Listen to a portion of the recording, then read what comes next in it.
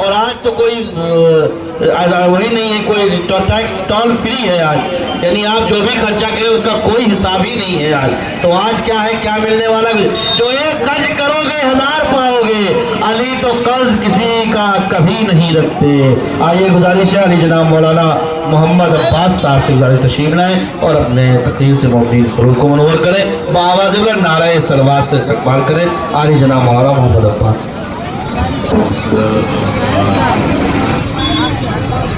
السلام علیکم ورحمۃ اللہ وبرکاتہ۔ اعوذ باللہ من الشیطان اللعین الرجیم، بسم اللہ الرحمن الرحیم۔ الحمدللہ رب العالمین، الصلاۃ والسلام علی اشرف الانبیاء والمرسلین وعلی آل بیتہ الطیبین الطاہرین المعصومین المظلومین، اما بعد، الحمدللہ الذی جعلنا من المتمسکین بولایت علی ابن ابی طالب، اللہم صل علی۔ سب سے پہلے میں آپ حضرات کی خدمت میں اس عظیم مرتبہ جشن کی مبارکباد پیش کرتا ہوں اور خدا کا شکریہ ادا کرتے ہیں ہم سب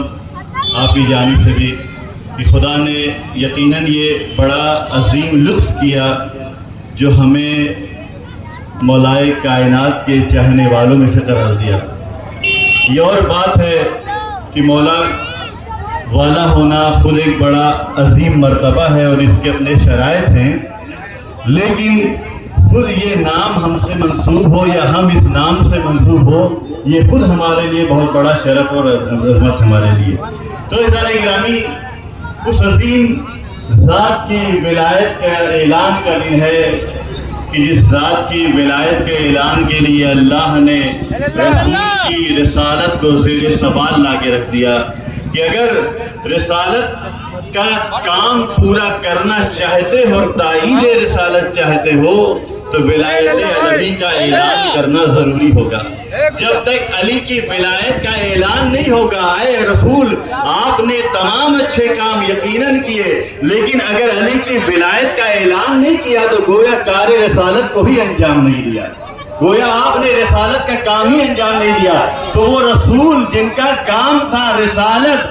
یہ عظیم کام اگر انجام نہ دے تو ان کی رسالت خطرے میں پڑ جاتی ہے۔ یہی سے اندازہ ہوتا ہے کہ کیا مرتبہ ہے علی علیہ السلام کا اور کیا مرتبہ ہے اس ولایت کا، یہ اگر رسول اپنا کام انجام دیتے ہوئے اس کے اعلان سے اگر سرپیچی کرے تو رسول کی رسالت خطرے میں پڑ جائے تو عزیزو، جس کام کے اعلان کے نہ کرنے پہ رسول کی رسالت خطرے میں پڑ جائے، اس ولایت کا اگر انسان انکار کرتا رہے تو لاکھ کلمے پڑھتا رہے مسلمان کیسے ہو سکتا ہے؟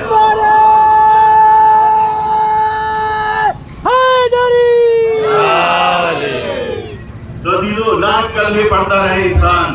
یہ مسلمان کیسے ہو سکتا ہے؟ اور ظاہر سی بات ہے، یہ آیت آپ نے اس کے بارے میں ہمیشہ سنا، پھر اللہ نے کیا کہا، اللہ یعصمک من الناس، کہ اللہ آپ کی حفاظت کرے گا انسانوں سے، آپ کی حفاظت کرے گا۔ عزیزو، یہ رکنے کا حکم کس کے لیے تھا؟ یہ ان کے لیے تھا جو لوگ حج کر کے لوٹ رہے تھے۔ اس کا مطلب یہ غدیر کے میدان میں جو پروگرام اور ایونٹ اللہ نے کریٹ کیا تھا، قائم کیا تھا، اس میں مخاطب جو تھے، اللہ جن کو ایڈریس کروانا چاہتا تھا، وہ مسلمانوں کی ذات تھی۔ اب وہ رسول جو آ کر کے اعلان کرتے ہیں قولوا لا الہ الا اللہ تفلحوا، لا الہ الا اللہ کہو فلاح یافتہ ہو جاؤ گے، یہ کب انہوں نے اعلان کیا؟ جب لوگ بت پرستی کے شکار تھے تو رسول اس وقت خوف زدہ نہیں ہوئے اور باقاعدہ اعلان کیا کہ بت پرستی چھوڑو اور وحدہ لا شریک کی قیادت میں آؤ اور اس کی الوہیت کو مانتے ہوئے سجدہ ریز ہو جاؤ۔ رسول وہاں پہ خوف زدہ نہیں ہوئے، لیکن اب جب مسلمانوں کو جمع کرنے کا وقت آ رہا ہے تو اللہ کہتا ہے رسول خوف زدہ نہ ہوئیے، اللہ آپ کی حفاظت کرنے والا ہے۔ اس سے معلوم ہوتا ہے کہ جب مشرکین کے درمیان تبلیغ دین ہو رہی تھی تو رسول کو مشرکوں سے خطرہ نہیں تھا، یہ اسلامی لباس پہنے ہوئے چند مسلمانوں سے اتنا خطرہ تھا، یہ اللہ کو اعلان کرنا پڑا، یہ رسول آپ اعلان کریے اللہ تمہیں بچانے والا ہے، اللہ تمہاری حفاظت کرنے والا ہے۔ واللہ یعصمک من الناس۔ عزیزو کیا منظر تھا، وہ عجیب منظر کہ ولایت علوی، میری بات تمام ہو رہی ہے، ٹائم بھی تمام ہو رہا ہے، ولایت علوی اتنی عظیم شے ہے کہ اللہ اس سے سرپیچی کرنے والے یا اس کے مقابلے میں آواز اٹھانے والے یا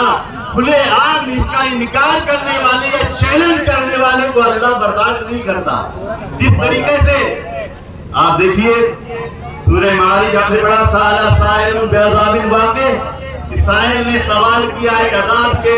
سلسلے سے، اس کے اگر شان نزول کے بارے میں آپ جائیں گے تو وہاں پہ آپ کو معلوم ہوگا کہ غدیر کے میدان میں شخص آتا ہے اور کہتا ہے اے رسول اللہ آپ نے کہا اندیکھے خدا کو مانو، ہم نے مان لیا، آپ نے کہا نماز پڑھو، ہم نے پڑھ لی، آپ نے کہا روزہ رکھو، ہم نے رکھ لیا، آپ نے کہا حج کرو، ہم حج کر کے آئے ہیں، تمام باتوں کو ہم نے مان لیا، اب آپ کہہ رہے ہیں علی کو مولا مان لے، تو یقین مان کے بتائیے یہ حکم آپ کے پروردگار کی طرف سے ہے یا آپ کی جانب سے ہے؟ اگر آپ کے پروردگار کی طرف سے ہے تو ایک عذاب نازل ہو جائے میرے اوپر، میں کہوں گا دوسرے علوی میں انسان اتنا اندھا ہو جاتا ہے کہ اپنے اوپر عذاب کی تمنا کرنے لگتا ہے۔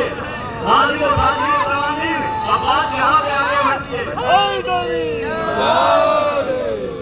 بات یہ کہ تمام آگے بڑھتی ہے، عذاب نازل ہو جائے۔ اب یہاں پر تاریخ ختم کرتی ہے کہ کچھ عرصہ نہیں گزرا، اللہ نے تاخیر نہیں کی اور ایک عظیم پتھر آسمان سے نازل ہوتا ہے اور اس کو نیز کو نابود کر دیتا ہے۔ تو یہاں سے میں ہمیشہ ایک بات کہتا ہوں کہ بغض علوی انسان کو اس منزل پہ پہنچا دیتا ہے کہ اللہ بھی اسے پتھروں سے نیز نابود کر دیا کرتا ہے۔ جب علی کی جائے ولادت کعبے پہ ہٹ پاتا ہے تو اللہ چڑیے کی چوٹ میں کنکری پھینکتا ہے، جاؤ کنکری کے ذریعے سے علی کے جائے ولادت کی حفاظت کرو، لیکن جب ولایت علوی کو چیلنج کیا جاتا ہے تو اللہ سراپا پتھر پھینکتا ہے کہ نابود کرو۔ اس سلمان پہ محمد مولانا